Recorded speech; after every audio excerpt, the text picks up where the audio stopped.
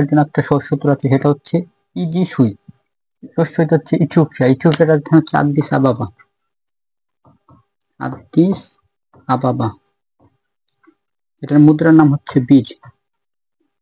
ইথিওপিয়ার মুদ্রার নাম হচ্ছে বীর। জিবুতি হচ্ছে জিবুতি, দেশের নামে রাজধানীর নাম জিবুতি। এটার মুদ্রার নাম হচ্ছে Djibouti, Djibouti franc. Franc. Somalia. সোমালিয়ার রাজধানী হচ্ছে মোগাদিসু। মোগাদিসু।